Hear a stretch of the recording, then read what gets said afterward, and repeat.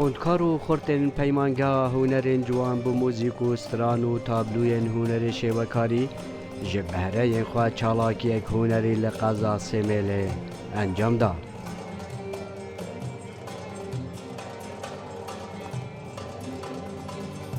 بارابتر حظا من هنر نگارکشیه من همین بارادای شد کردی بس بارابتر نگارکش است و که بجن لوحه الوان زیتی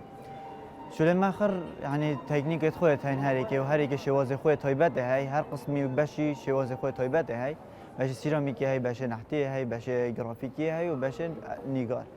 و گله بشه دیجیت هین دیزاینی خود گریتن بس بارابتر ام گواز خو حظا من هنر نگارکشی یعنی لوحه درست بکم.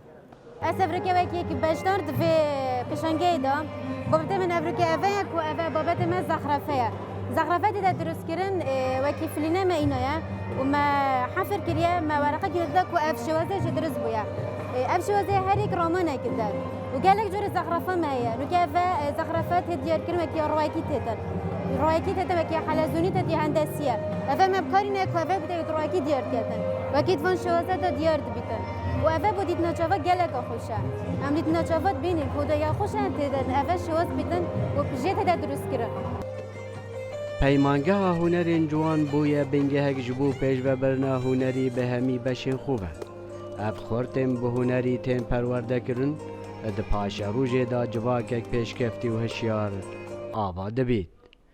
از جارایی که پشکداریت و پیشانگه داد کم و گلک کیفا من هاتی بو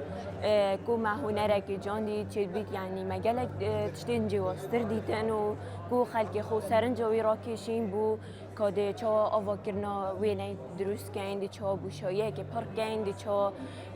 خلق خو یعنی دلی وانا کیف وانا هنر خوینینو از جدل سپاسیا پیمانگاه هنر انجام کرد. دیتنا تابلویان و گهداریا موزیک و سترانان دل مروبی هاویج دبیت و آرامی اب خوبت گری.